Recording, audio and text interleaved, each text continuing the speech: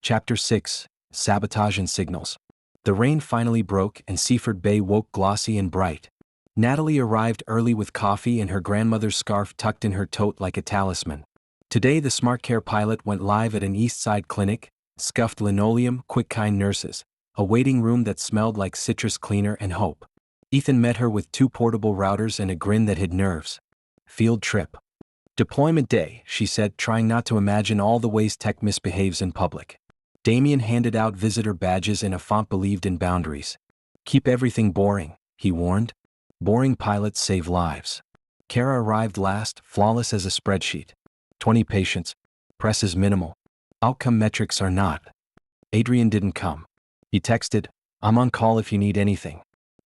She sent a thumbs up, then, bring luck anyway. He replied with a photo of the second drawer, new gummies, sunlight caught in the plastic like a private summer. Natalie guided setup, pairing cuffs, calibrating tones, showing the 2-note chime that said, you're doing fine. Mrs. L clasped Natalie's hand. I like the sound. It doesn't yell. It never will, Natalie promised. Mid-morning, a hiccup. An ancient tablet demanded a password no one remembered. Kara's mouth tilted. Contingency? Natalie swapped the device, moved the profile, and labeled the incompatible tablet doorstop. The room exhaled. Ethan mouthed, nice. By noon, stumbles and small victories stacked into something like ease. Natalie left gummy packets in the break room with a note, in case of dramatic horizontality. Her phone buzzed, unknown number. Check device ID 23. Network chatter looks wrong. A friend. She found 23 on the dashboard and saw it. A trickle of outbound pings, tiny and frequent, masked as analytics but aimed at a familiar domain. She followed the thread to a Wi-Fi repeater installed that morning by a volunteer vendor tech, who wasn't on Damian's list. Ethan, she said, keeping even, kill the East Wing repeater. Now. He moved. The pings died mid-breath. Damian's eyes narrowed. Show me. They traced the MAC address and found the repeater disguised as a normal extender, ugly and clever. Damian bagged it with the quiet fury of a man who had planned a boring day and been robbed. Someone's trying to skim telemetry during the pilot. Kara folded her arms. We should pause. Or keep going and document, Natalie said. Continuity for patients, clean data after lockdown. Damian waited, then nodded. Proceed. Cameras off. No one moves alone. As if on cue, Victor texted Kara within view of everyone. She angled the screen. Natalie caught the gist. How's my favorite rollout? Kara typed, Victor, you're not cleared to contact me about pilots, hit send and set the phone face down like a confession. Natalie checked the cuffs again. 23 belonged to a retired math teacher named Mr. Archer, hands elegant even with tremor. He peered at her like a student asking for the harder problem. Thing on my wrist going to tattle on me? It will help you remember and then mind its own business, she said. He snorted. Wish the rest of the world did. By late afternoon the building felt lighter, fewer missed dozes, fewer frustrated sighs. The world didn't transform, it shifted, degree by degree, toward livable. At 5, Adrian appeared in the doorway in a black windbreaker. He scanned the room. You came, she said, relief too clear to hide. I don't like being useless, he said. Also, Damian threatened to confiscate my phone if I kept texting tips. True, Damian said deadpan. Adrian's gaze landed on the bagged repeater. Let me guess. Ugly and clever, Damian said. But not clever enough. Any patients affected? Adrian asked. Just one device pinged. We cut it off before anything left. We'll rotate his key and send him home with a sticker. A sticker? Behavioral reinforcement, she said. Also fun. You did right not to pause, he said. Kara wanted to, Damian noted. Kara didn't bite. I wanted to protect the pilot. And we did, Natalie said. With patients still at the center. The clinic's old radio crackled to life. Sunny days tumbled into the room, bright enough to make the fluorescence feel less cruel. Natalie glanced at Adrian. His eyes said, of course it would. Mrs. L waved her cuff like jewelry. Mr. Archer dabbed at a coffee spill with the precision of a proof. For a second, the whole room looked like a mosaic, chips of ordinary arranged into meaning. They finished at dusk. Outside, the lot smelled like ocean and disinfectant. Ethan high-fived. Damian muttered about paperwork. Kara said, good work, careful as borrowed china. Adrian fell into step as they crossed the stripes. Who sent the anonymous alert? She asked. Could have been one of a dozen friends, he said, tone innocence. Professor Leonard? He didn't answer. The non-answer answered. They reached her car. She hesitated. Noodles at Westbourne? I'll try to look undernourished, he said. Lead the way. They ate at a hole in the wall that meant its broth. The jukebox at Starlight carried through open windows, the song cued by muscle memory. They talked about nothing crucial, cabbage versus bok choy, umbrellas and crosswinds. When the bowls were empty, Adrian pulled out his wallet, and a folded photo slipped loose, landing face down by Natalie's elbow. She turned it over before he could, and the city tilted. It was the bench photo from the bus stop, the copy she had thrown away the day she pretended to stop caring. Her stomach went bright and hollow. You kept this. I retrieved it from the trash, he said, calm, not casual. Told myself I kept it to fuel my resolve. That worked about a week. She laughed, caught between tears and wonder. You dramatic, impossible man. Accurate, he said. She touched the edge of the photo, gentle as if it were a healing wound. In the distance, the jukebox finished the chorus, and the market lights came on like patient stars. Natalie stared at the bus stop photo like it might slide off table if she breathed hard. Two teenagers leaned toward each other without meaning to. His shoulders turned, her smile small and startled, the world around them out of focus. The edges were frayed where the print had once been torn away and later from the trash. I told myself I kept it to stay angry, Adrian said, reclaiming it and folding it along the soft crease. Turns out paper is bad kindling. Also sentimental, she said. Also that. Outside, Westbourne gathered itself in string lights. The noodle shop's windows fogged with a warmth. Natalie pushed her bowl away. I want to do this right, she said.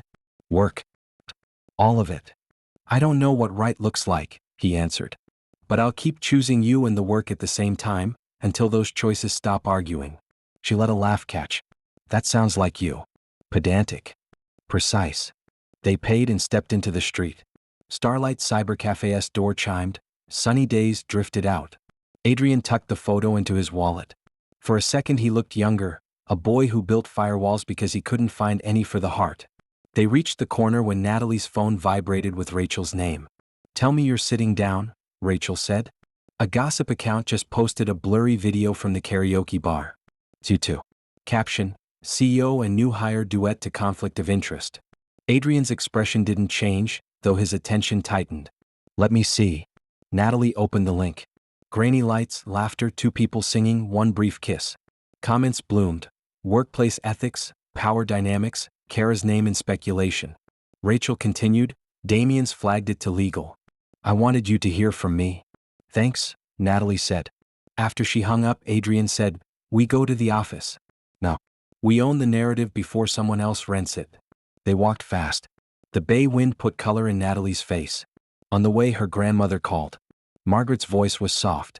Candy for the boy at the bus stop? I have it, Natalie said. At Continuum, the lights were mostly off, but Damian's office glowed. Kara stood inside, phone in hand. It's out, she said. I told the poster to remove it. They blocked me. Legal sent a takedown, Damian added, but the internet likes gymnastics. Adrian didn't sit. This is simple, he said. We're two adults. We'll file a relationship disclosure. Natalie will report to Ethan. I will not be involved in her reviews or compensation. Any appearance of favoritism will be audited by Damian. Effective immediately. Kara's brows rose. And the board? I'll inform the board and HR tonight. He looked at Natalie. You okay with this? She heard her own yes before doubt could form. Yes. We do this in the open. Damian exhaled. Good. Also, the duet was off-key. The scandal may die of embarrassment. Some tension snapped. Natalie smiled. Kara's mouth curved like a blade put away. Transparency is admirable. Be prepared, the scrutiny won't end with forms. It never does, Adrian said. He drafted the disclosure on the spot, crisp and unadorned. Natalie read it and typed her name. Relief moved through her like breath. As they left, Felix Donovan stepped from the elevator, scarf loosened, eyes bright. He had been Natalie's mentor once, the one who'd nudged her toward robotics. I heard about the pilot, he said, and about Victor's very bad week. Also, the internet thinks I'm your chaperone. Please say you brought jokes, she replied, hugging him. Always. He nodded to Adrian. You look taller with responsibility. I'm the same height, Adrian said. Then it's the remorse. Felix winked. I taught him freshman C, Somehow he converted it into longing. Natalie blinked. You two know each other? I was his teaching assistant, Felix said. He was brilliant and 5 minutes early. Also, he tapped his chest. That's when the tattoo happened. Time hiccuped. Natalie's gaze flicked to Adrian's sleeve. What tattoo? Felix laughed. Not my story to tell. Adrian's ears actually pinked. Felix. What? She'll find out. Felix sobered. He never stopped, kid. Not really. They ended up at the 42nd floor cafe, lights dim, city spread like circuitry. Felix bought hot chocolates against policy. To scandal-resistant care, he toasted. And to telling the truth before it is told for you. After he left, Natalie and Adrian lingered at the window. Below them, the bay stitched lights into a soft net. Is the tattoo, she began. Yes, he said. And no, I didn't get it to hate you. That was a story I tried to believe. Kept me company. It didn't keep me warm. Her breath misted the glass. Can I see it? Not in a break room, he said, trying for dry. It landed tender. Soon. They stood close without touching until the security guard coughed. On the way to the elevators, her phone buzzed again. A message from an unknown number with a still frame from the karaoke video and a note. Next time, try darker corners. Victor, she said. Save it, Adrian replied. Document. Don't respond. In the lobby, they paused by a planter shaped like a defiant tree. We filed, Natalie said. We did, he answered. We'll keep filing whatever papers keep you safe to do your work. And us. We'll keep choosing, he said. She felt the truth of it settle, untidy, durable. Walk me to the bus stop, she asked. I owe a boy some candy. They stood under the streetlight while the bus's headlights rounded the corner, and she pressed a strawberry gummy into his palm. For low blood sugar, she said. He pocketed it, gaze steady. For hope. The bus doors opened. She climbed the steps and turned, shy and sure at once. He watched her until the bus pulled away, a man who'd learned to let the mirror show both cracks and light, and to love it for telling the whole story. Chapter 7, Lines in the Sand.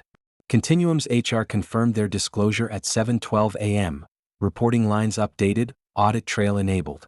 The email was blessedly dull. Dull, Natalie had learned, is a good scaffold for brave. By 9, legal circulated a company note on conduct and conflicts. Damian read it to the senior team with hurricane-proof calm. Kara watched Natalie without watching her. Victor's chair was empty, suspension had weight. Questions. Damian asked. Kara lifted a brow. Will Ms. Wynne still present at next week's City Health panel? Yes, Adrian said. The work stands. Ethan will sit beside her. I'll be in the audience, mortally allergic to microphones. A ripple of laughter loosened the air. Natalie used it to breathe. She and Ethan retreated to a glass cubby and sketched second-week goals. Reduce taps to success, finalize the hinge geometry, document the repeater incidents so clinics could spot wolves in volunteer clothing. Adrian knocked on the door he didn't need to knock on and set a slim black notebook on the table. What's that? Ethan asked. Bugs and breadcrumbs, Adrian said. Everything odd since Monday. Patterns live on paper before code. Natalie flipped it open. Logs, timestamps, domain fragments. Between the lines, the steadiness of someone who didn't mistake urgency for panic. You sleep? She asked. On alternate Thursdays, he said. You're due, she murmured, tracing an arrow. These domains rhyme. Someone's iterating. Victor doesn't build, Ethan muttered. He hires. Then we stop buying, Adrian replied. At noon, Kara flagged a UI discrepancy that wasn't. Natalie sent a tidy explanation and a screenshot annotated in pink. Kara replied with a period, weaponized. At 2 Douglas called. She almost let it ring, then chose courage in boring form, answering. Hi, Dad. The internet has opinions, he said. So does gravity. She kept level. We filed, HR approved. Approval isn't absolution. I'm not seeking absolution. She looked at a sticky note on her monitor, Kara's action, and anchored to it. I'm doing my job. A long breath sifted through the line. Your grandmother decorated a paper cup with suns. For the boy at the bus stop. Warmth rose. I'll bring it to him. Bring one to yourself, he said, surprising her. You sound tired. Don't miss Sunday dinner. I won't. After the call, she went to the 42nd floor cafe for water and found Felix by the window, scarf like a thesis. I brought contraband, he said, sliding over carrot cake. Vegetables. I accept this medical intervention. She hesitated. Felix, the tattoo? He got it after you stopped caring, Felix said gently.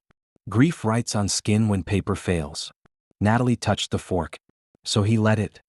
He never was good at pretending indifference. Built. Choose. Back at her desk, an alert flared.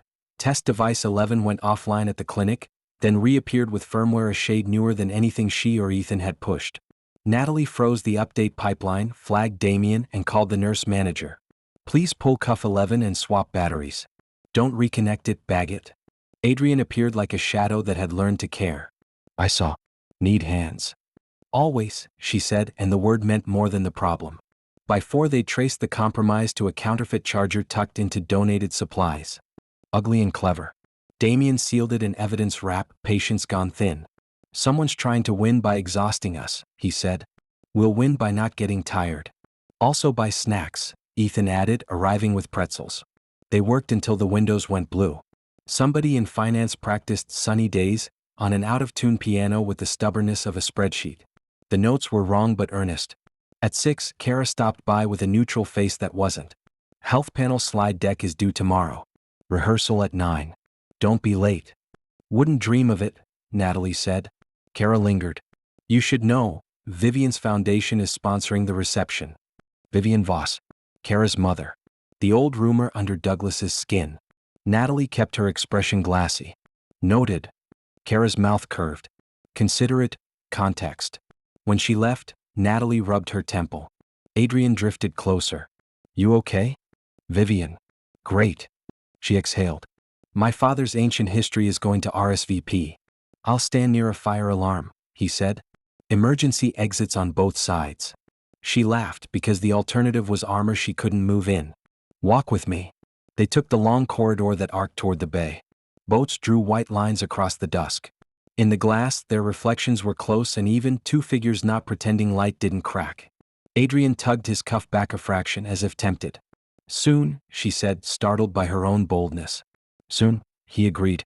Her phone buzzed. Ethan, pilot day 2 report. Adherence up 9%. Also, the nurse manager asked if the tone could say, you're doing great, in Vietnamese sometimes. Yes, she texted back. We'll make it speak home. They stood until the night finished happening.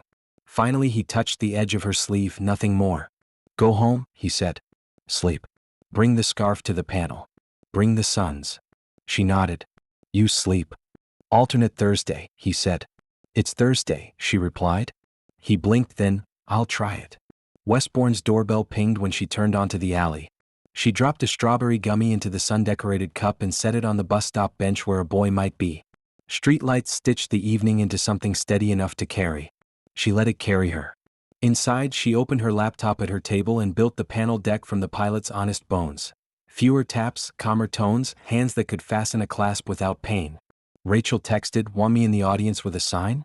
Grace followed, or a squirt gun for trolls. Natalie sent a photo of the sun cup. Bring this, she wrote. Bring kindness. Before bed she laid out her grandmother's scarf, gummies, and a white blouse. Tomorrow would be truly sharp. She told the mirror the truth. I'm not running. I'm showing up. Rehearsal looked kinder than reality. The city health panel lived in a municipal auditorium with carpet and a skyline mural missing 2 windows. Natalie checked mics while Ethan balanced a laptop and whispered jokes. The deck showed clean numbers, fewer taps, higher adherence.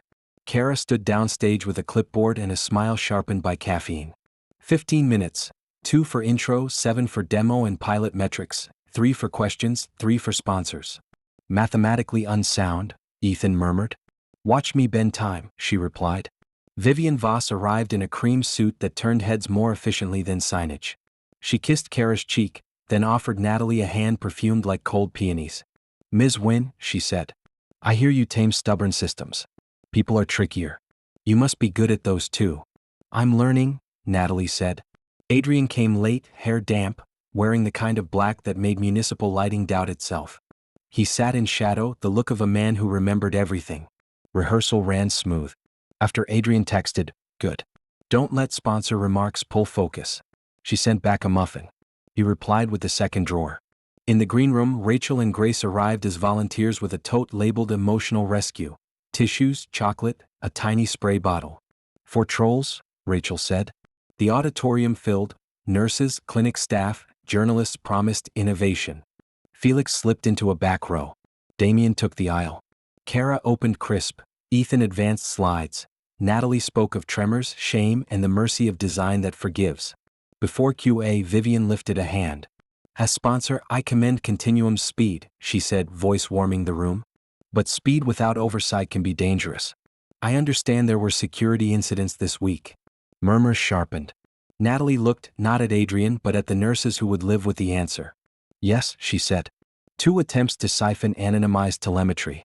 We detected and halted both before patient data moved. We audited and tightened provenance. She held up a sealed bag with the counterfeit charger. This masqueraded as a donation. We're sharing signatures so clinics can spot cousins. A city official asked, so the pilot continued? It did, she said.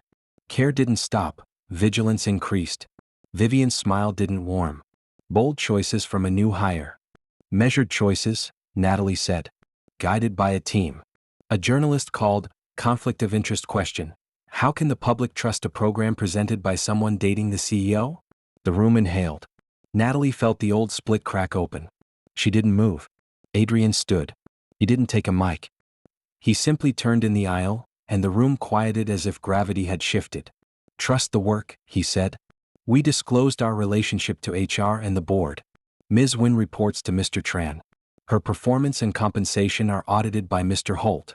I recuse from her reviews. The pilot's success depends on design and clinics, not dinner. If you want to interrogate policy, we'll schedule it. Today is for patients. Applause started, traveled, held. Damian folded his arms, storm diverted. Kara's expression didn't change, Vivian's mouth curved, theater calm. Natalie finished 2 more questions, one technical, one humane, and closed with the smallest true thing. Care that feels kind is care people use. They ended on time. Backstage, Kara approached like someone biting into an apple and finding it sweeter than expected. You handled it, she said. We handled it, Natalie replied. Vivian swept in. I admire a woman who holds a room without raising her voice, she told Natalie. Thank you for sponsoring the reception, Natalie said. Public good is good business, Vivian replied, which was the same as not answering. The reception thrummed with careful cheer. Natalie thanked clinic managers and accepted business cards that promised budgets and headaches.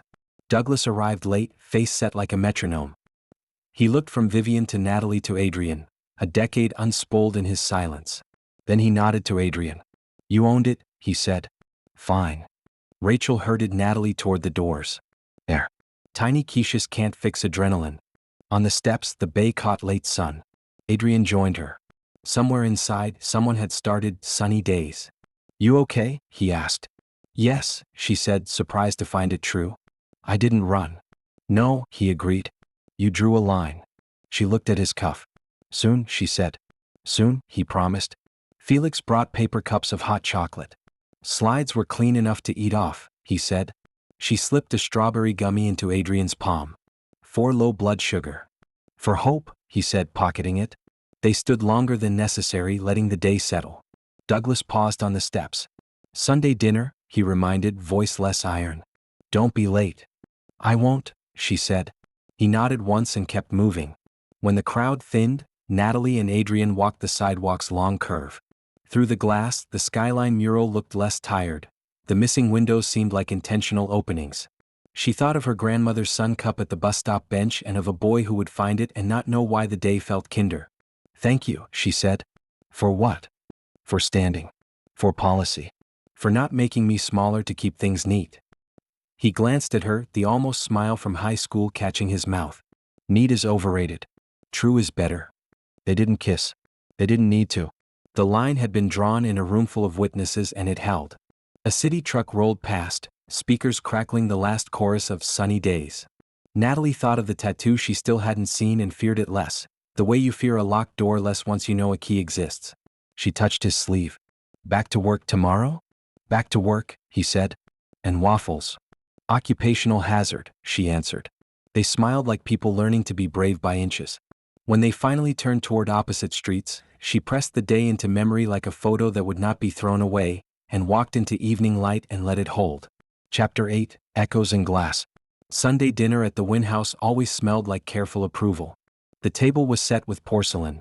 The conversation arrived in courses. Natalie wore her grandmother's scarf, a small sun at her throat. Douglas asked about the panel, the pilot, the disclosures. He listened like a metronome.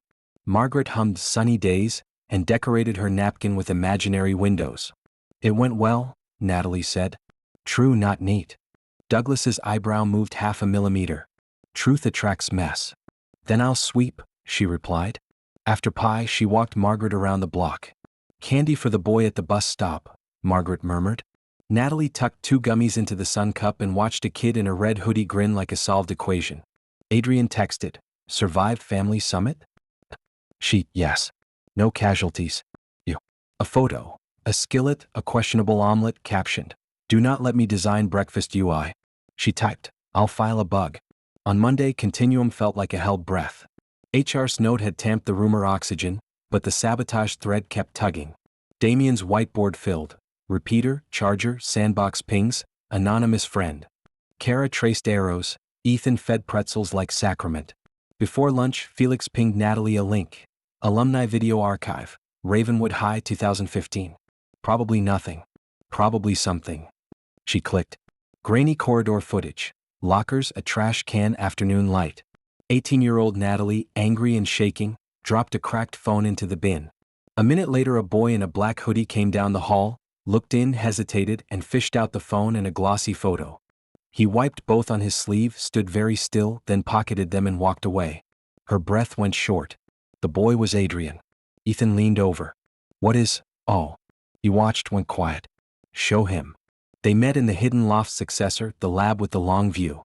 She handed him the tablet. He watched without blinking. "Felix?" he asked. "Probably. The archive is public. The label thinks you're a coat rack." He set the tablet down carefully. "I thought no one saw. Why didn't you tell me?" "Because you didn't owe me repentance," he said. "And because picking up the phone was the only brave thing I did that day." Saying it out loud would have turned it into theater. "I'm sorry I made you choose bravery that way." "You didn't." I stood there and decided. He reached for the second drawer, anchoring the moment, and pulled out gummies. One for the girl who faints dramatically. One for the boy who keeps souvenirs. "Artifacts," she said. "Evidence." "Evidence," he echoed. The door clicked. Kara stepped in with the timing of a problem. "Security wants a word," she said, eyes flicking to the tablet and back. In the conference room, 2 guarded strangers sat beside Damian. "Victor's subcontractor is testing planted firmware flakes that phone home when the device hears a specific tone," one said. "A tone?" Ethan repeated. "Like our chime?" "Close enough to matter," Damian said. "The good news, your tone's too kind to trigger. The bad, they're iterating." Natalie felt her stomach cool. "We'll randomize the interval and add a silent signature. If a counterfeit calls, the cuff ignores it and logs a strike." "Do it," Adrian said. Kara tapped her pen. "Who gains by discrediting SmartCare?" "Competitors. Short sellers," the guard said. "People who prefer a market to a mission." As they sketched defenses, Natalie's phone buzzed with a number she half remembered. "Professor Leonard, proud of your pilot. Watch out for signals disguised as compliments." He added a link to a paper on acoustic side channels, annotated with a wry face. She smiled. The anonymous friend was not very anonymous. Across the table, Adrian's mouth tilted the same way. He'd received it too. Old mentors still stood holding flashlights. They set to work. Natalie and Ethan built the randomizer. Adrian wrote a microlistener that checked the signature without burning battery. Damian drafted a clinic bulletin. It felt like building a lock while someone tried your windows. At 3, a cloud passed and the lab went dim. Everyone looked briefly like silhouettes of themselves. When the fix compiled, Natalie pushed it to the pilot with release notes that translated engineering into kindness. "Your chime now hums in new keys. If a stranger hums back, your cuff won't listen." She exhaled. Rachel arrived with iced coffees and a bag marked Emotional Rescue, version 2. "Sugar that isn't an emergency," she announced. "Always," Damian said. The day should have ended. It didn't. At 6, a link began bouncing through the city's rumor channels.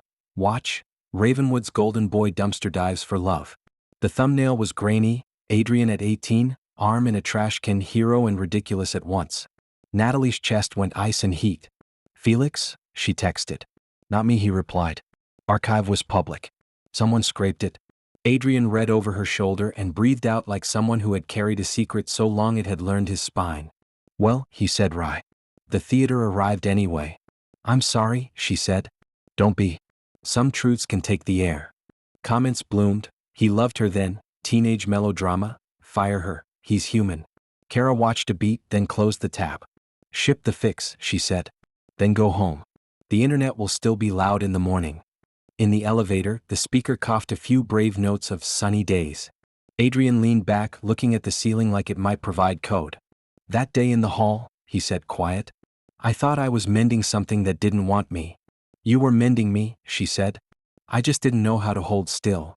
He turned his wrist, cuff slipping just enough for the tail of letters inked into skin to show. She didn't push, he didn't hide. The doors opened. The night smelled like ocean and new rain. Tomorrow, he said. Tomorrow, she echoed and walked into it feeling for once that the broken mirror wasn't just repaired, it was becoming art. By morning, the Ravenwood hallway video had escaped the rumor mill and landed on 2 news blogs. One tech, one local. The headlines were bait. Teen CEOs trash romance? And before they were SmartCare. Natalie arrived to find a stack of printouts on her desk, courtesy of Ethan, who'd scrawled in blue ink, for the scrapbook. She rolled her eyes, but the tension in her shoulders didn't leave. Adrian appeared in her periphery, holding coffee. You've seen it? I have. And I've seen worse. She sipped. You? I'm choosing to think of it as archival footage. His mouth curved. Besides, there's not much shame in being caught retrieving something you didn't want to lose. Even if that something had just thrown it away? Especially then, he said, voice light but steady. Damian strode over, holding a folder. PR drafted 2 options, deny context or own it. I recommend the latter, people can smell spin. Adrian nodded. We'll own it. 1 sentence, we've known each other since high school, and sometimes keeping what's important means digging for it. Natalie blinked at him. That's actually good. Occasionally I write without compiling, he said. They sent the statement. The replies ranged from teasing to romantic to the inevitable handful of unprofessional comments that Damian muted without ceremony. By late morning, Ethan reported the randomized chime update was fully deployed to pilot sites. No strange pings, no counterfeit triggers. The clinic nurse messaged. Mrs. L says the new tone sounds like her grandson's laugh. Natalie typed back, perfect. That's the point. Kara passed her desk, pausing only long enough to say, enjoy your good press while it lasts. There's always another wave. Natalie smiled faintly. Then I'll keep swimming.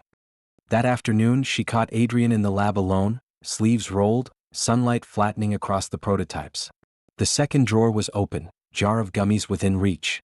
You're supposed to be in the budget meeting, she said. I was, he said. Then I decided hinges were more important. She leaned against the table. You ever think about what would have happened if you hadn't pulled the phone and the photo out of the trash? Yes, he said without hesitation. It's a worse story. Her throat tightened. You didn't even know I'd come back. I didn't need to know.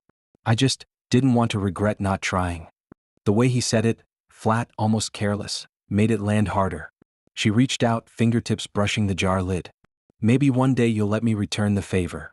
He glanced up, eyes catching hers like static. Maybe one day you'll see the whole tattoo. Maybe one day, she echoed. At 5, Felix sent a text. Call me. Urgent. She ducked into an empty huddle room. What's wrong?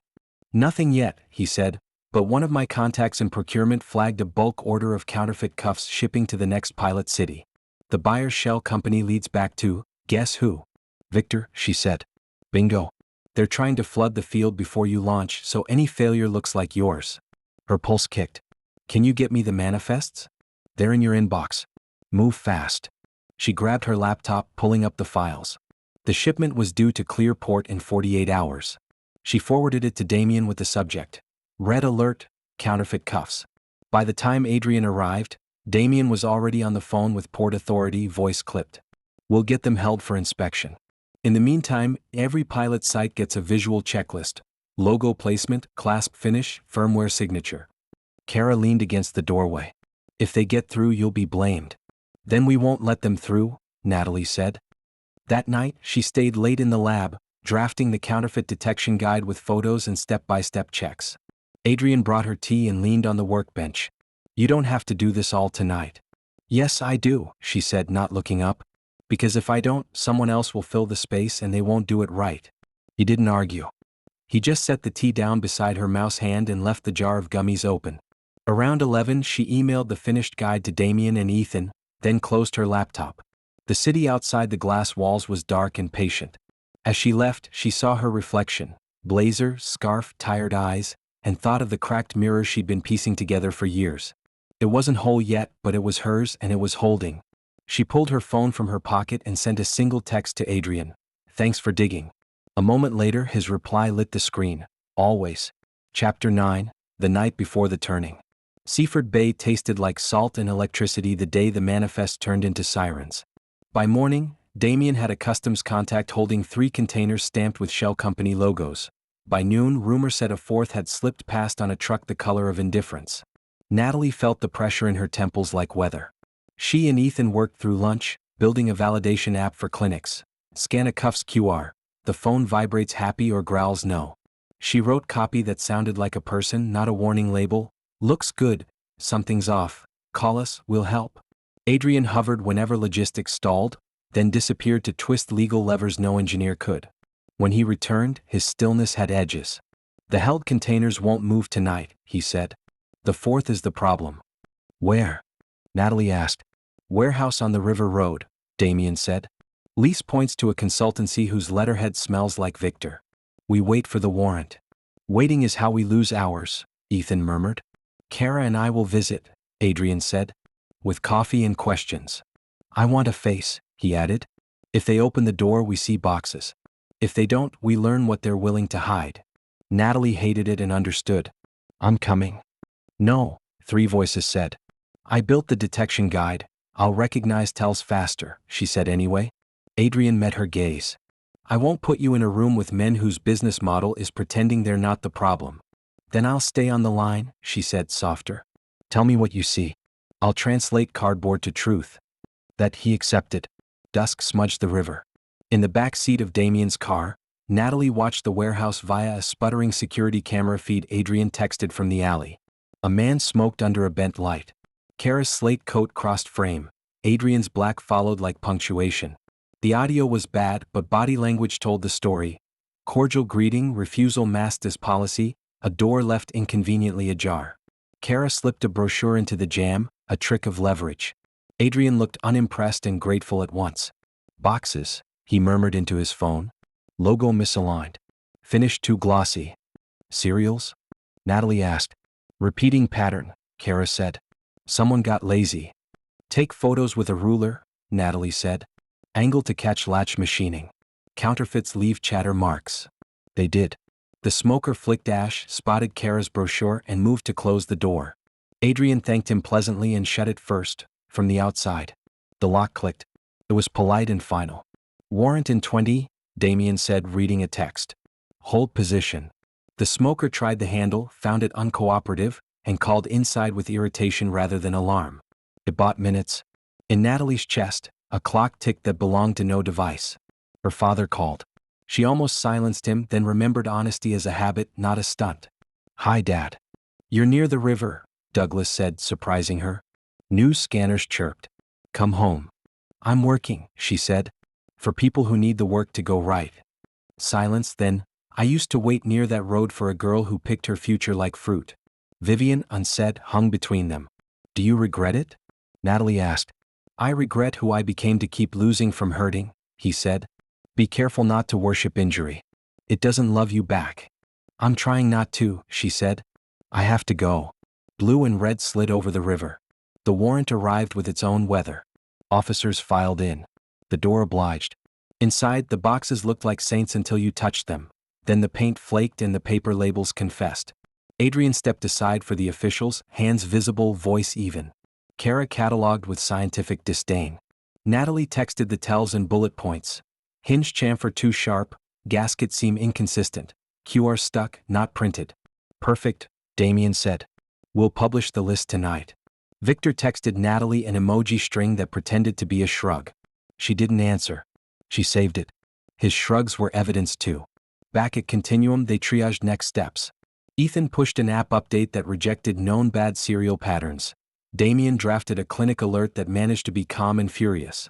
Kara organized a press statement shaped like accountability rather than triumph. Adrian set an all-hands for morning. It was late by the time the building emptied. Outside, the bay's darkness felt companionable. Natalie wandered to the 42nd floor cafe. Lights were low, the ficus resembled a tree only in spirit. Adrian arrived with 2 warm milks and the worst cookie. "You hate those," she said. "They are edible symbolism," he replied, handing her half. They sat in a quiet without translation. The day had been a knot. Somehow it had held. "I watched the hallway video again," she said finally. "You looked young." "I was," he said. "So were you." "I wanted to fix something that wouldn't sit still." "I didn't know how to be held," she said. "I thought winning was the same as safety." "It can be," he said. "But not alone." She turned her wrist, showing the faint red groove the cuff sometimes left when she wore prototypes too long. "I'll forget to choose gentle if I don't practice." He reached over, brushed his thumb against the mark, then drew back as if from something sacred. "Practice with me." She breathed, then laughed at herself. "I might be dramatically horizontal again. The milk will intervene." He hesitated, then tugged his sleeve back. Ink curled from his wrist toward his forearm, the edge of a name more promise than reveal. "Natalie," he said, unsteady for the first time all day, "tomorrow after the all-hands?" "Yes," she said, saving him from the question. "I want to see it." He exhaled, relief sliding into a smile that reached his eyes. "And then waffles." "Occupational hazard," she answered and clinked her cup to his. "To the night before the turning." He lifted his. "To the turning." Together. Morning came fast and clear, the bay sharp with winter light. The all-hands filled Continuum's main conference hall, a space big enough for product launches, not big enough for the rumor traffic it hosted. Natalie sat beside Ethan in the front row, laptop open to the counterfeit detection guide. Damian opened. Pilots holding. Counterfeit cuffs seized. App update deployed. This is what boring heroism looks like. A ripple of laughter cut the tension. Kara took the podium next, brisk as a weather report. She detailed the seizures, the serial patterns, the hinge flaws. "If you see any of these in the wild, escalate immediately," she finished, eyes sweeping the room like a scanner. Adrian stepped up last. Black suit, open collar, gaze steady. "Security is everyone's job, but so is clarity," he said. "When we act on both, we protect patients and the people who care for them." He didn't look at Natalie until the very end, and when he did, it was like setting a seal. After the meeting, she followed him to the lab. The prototypes were neatly arrayed, the second drawer weighted, slightly ajar. "You said after the all-hands?" she reminded. "I did." He rolled his sleeve back in one smooth motion. The tattoo was fine-lined, almost hidden in the natural folds of his wrist. Natalie Wynn in lowercase script, the letters stitched like code comments. Faded slightly from years but still whole. Her breath caught. "You've been carrying this the whole time?"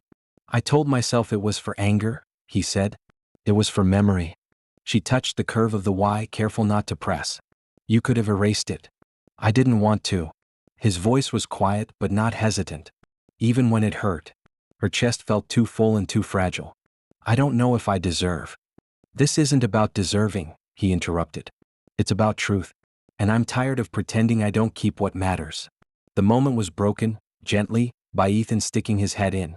"Sorry, but customs just sent more manifests. We've got another possible shipment flagged." Natalie straightened. "How bad?" "Unknown. Needs eyes." Adrian closed the drawer, sleeve still rolled. "Then we look." They spent the afternoon in triage mode, comparing manifests, scanning for Victor's shell companies. Midway through, Felix texted, "Remember, waves break if you stand long enough." By early evening, Damian had confirmed the flagged shipment was a false alarm. Legitimate hardware from a partner vendor. Relief moved through the room like warm air. "Almost boring again," Ethan said, shoving pretzels across the table. Natalie smiled. "I'll take boring." Kara appeared in the doorway. "Don't get comfortable. Press wants a follow-up on the seizure. They'll dig until they hit something." "They'll hit policy," Adrian said. "And pilot results. Nothing else." But Natalie could see the flicker in Kara's eyes. This wasn't over, and Kara knew it. That night, Westbourne Alley glowed with early holiday lights. Natalie found herself walking toward Starlight Cyber Café, fingers curled around a fresh packet of gummies. She left them in the sun cup at the bus stop, the one Margaret always remembered. Her phone buzzed. "Adrian, up for waffles?" "She, always." At the market stall he was already waiting, black coat dusted with sea spray. They ate at the railing overlooking the bay, powdered sugar in the air. I don't know what tomorrow's going to bring, she admitted. We'll meet it, he said simply. They stayed until the crowd thinned, the water below catching the last neon from the market lights. When they finally parted, she carried the image of his sleeve rolled back, the name inked there like a truth that had waited patiently for daylight. It wasn't the end of the story. But it was a line drawn, and this time she wanted to keep crossing it. Chapter 10. Clear blue sky. The day after the all-hands felt improbably ordinary. No seizures at the port, no mystery pings, just emails, builds, and the hum from the 42nd floor cafe where the ficus kept pretending to be a tree. Natalie took ordinary like medicine. She answered clinic questions, merged Ethan's pull request, and scheduled a small patch before lunch. Boring heroism, she thought. At noon, Felix appeared holding a bakery box tied with blue string. A preemptive reward, he declared. Also reminder, your birthday is this weekend. Rooftop. Don't pretend it isn't. I wasn't planning. You're now. Bring someone who thinks muffins are a risk. Adrian, she thought, feeling warm. I'll ask him. Afternoon brought 2 small wins. Mrs. L sent a voice memo saying the chime sounds like the sun, and Mr. Archer beat his adherence streak. Natalie forwarded both with the subject. Tiny wins, big grin. By 5, continuity had lowered shoulders. Kara even offered a compliment so delicate it needed tweezers. Your detection guide saved us an hour, she told Natalie, then added, try not to be smug. I'll be responsibly pleased, Natalie said. At 6, Adrian texted, Westbourne in 30? I'm borrowing the city's appetite. They met under lanterns that remembered every version of their faces. He bought waffles without asking and tucked 2 strawberry gummies into her blazer pocket. Preventive medicine. Doctor's orders. They ate leaning on the rail, easier now in the space the disclosure had cleared. Felix told me about Saturday, Adrian said. If you want me there, I will be. If you want quiet, I'll be somewhere with a book pretending not to wait for your text. I want you there, she said. Even if the rumor mill brings sparklers. The rumor mill hates stairs, he said. Rooftops are our friend. Sea air threaded her hair. His hand brushed hers like a question he already knew the answer to. She thought of the tattoo, ink in the soft place where a pulse lives, and felt trust with a heartbeat. Her father called as they passed Starlight. Douglas's voice was less metronome than weather. Your grandmother asked if the boy at the bus stop got his candy. He did, Natalie said. Tomorrow we'll take her to the market. A beat then, I'll come, he said. To carry the bag and complain about prices. You can carry the complaints, she said. I'll take the bag. After she hung up, Adrian said, progress. Incremental. Like firmware. They stood at the end of the pier, lights folding on water. He didn't kiss her, he didn't have to. Quiet did the work. Saturday arrived with a sky the color of clean glass. Natalie's birthday. She pretended not to count messages until Grace texted balloons and Rachel sent a checklist titled party, but stable. Cups, plates, playlist, waffles, emergency sun stickers. Rooftop. Margaret asked as Natalie arranged her scarf. Will there be music? Always, Natalie said. She tucked strawberry gummies into her purse and helped her grandmother into the cab. Douglas met them on the sidewalk, carrying a serious bouquet and a less serious smile. The rooftop wasn't glamorous, potted herbs, string lights, a grill, but it felt like a place where good choices could hear themselves think. Rachel hugged Margaret and stuck a sun sticker on Douglas's lapel before he could protest. The first song, inevitably, was Sunny Days. Ethan arrived with heroic snacks. Damian brought sparkling water and the look of a man who had negotiated with a port and won. Kara came late, slate like an inside joke, and offered Natalie a small wrapped box. Truce, she said. For tonight. Inside was a pen, weighty and balanced. Thank you, Natalie said, meaning the object and the effort. Adrian texted, elevator. 3 floors to reconsider. She, 2 floors to practice looking surprised. When the doors opened, he stepped out carrying nothing but himself, which she realized was deliberate. No flowers to hide behind, no oversized gesture to crowd the air. Just a man who had kept what mattered and come when asked. Happy birthday, he said, and the room organized itself around the sentence. He greeted her grandmother first. I owe you a song, he told Margaret. Sing badly, she advised, so I can fix it. I'm very compliant, he promised. Rachel clapped for attention. Speeches minimal, feelings medium, snacks maximal. Natalie exhaled. The day wasn't perfect, but it was honest. She made a short toast that sounded like herself. Thank you for showing up, for building with me, for believing that care can be kind and still strong. People returned to laughing. Adrian drifted to her side. You didn't mention waffles, he said. Amateur mistake, she admitted. We can correct it. Light softened, the city glittered. Natalie glanced at the stairwell just as it swung open and Damian Vance stepped onto the roof in cream and calm, a small gift bag in her hand. Douglas went so still he looked carved. Vivian's expression changed only in the direction of courtesy. I heard there was cake, she said. And progress. Rachel handed her a plate because Rachel hands everyone plates. Vivian approached Natalie and offered the bag. Inside, delicate measuring spoons engraved with suns. The tag read, Precision is love. Thank you, Natalie said, meaning it in the limited way gratitude sometimes needs to be met. Vivian inclined her head to Douglas. You were right about the view, she said, as if continuing a conversation from a decade ago. Douglas nodded once, allowing himself not to run. Something in the air loosened. Grace nudged the volume. Sunny days lifted like a flag no single person owned. Natalie looked at Adrian. Ready? For cake? He asked. For whatever comes next, she said. He smiled, the kind that made cracked things look intentional. Yes. Always yes. Somewhere below, a bus sighed at the curb. In the sun cup, a gummy waited. The night felt like a door they were finally learning to open. The rooftops smelled of sugar and sea air, the string lights throwing warm halos over every face.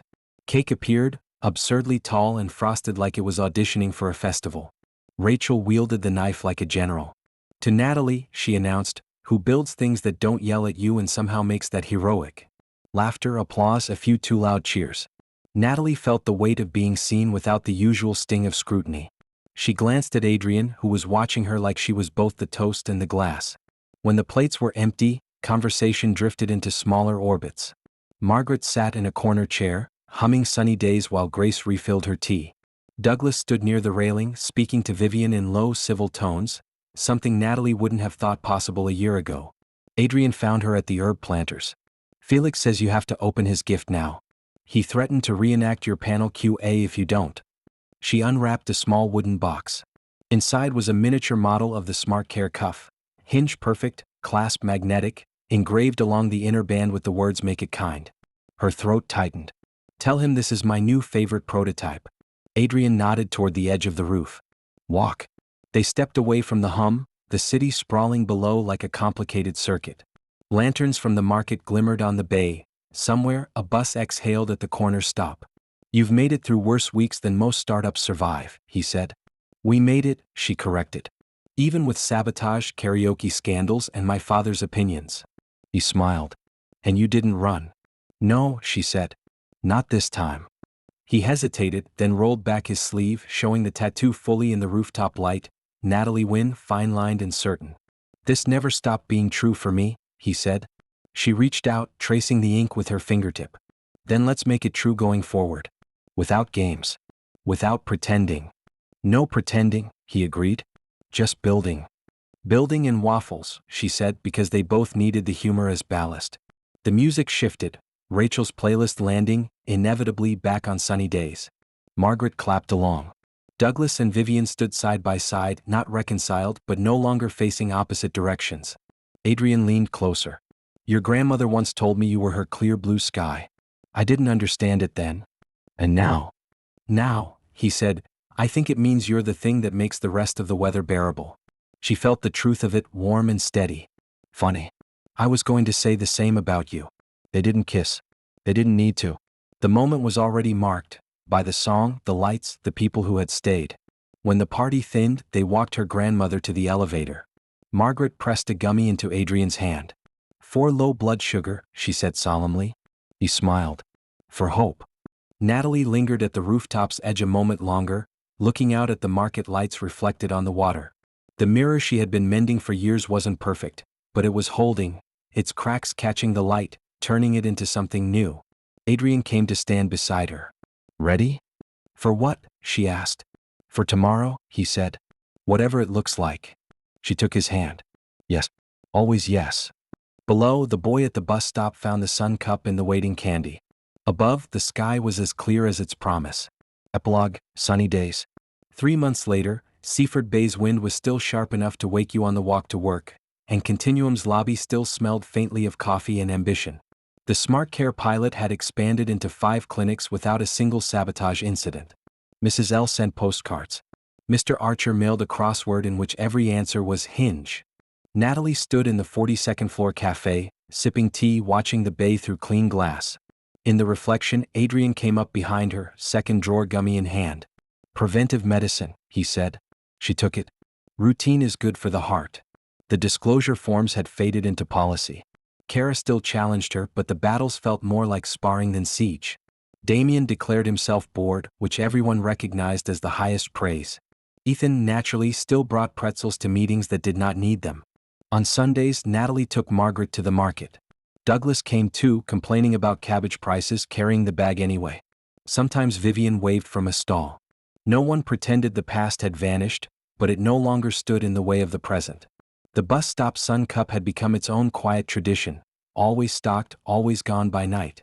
One evening, as the market lights came on, Adrian met her there with 2 waffles and a paper envelope. Inside was a photo, the bus stop bench, this time with them sitting together in daylight, no hesitation. For the archive, he said. No trash cans involved? She asked. Not this time, he said, smiling. She looked out at the bay, the light folding over the water. The mirror she'd been mending wasn't perfect, but maybe perfection was never the point.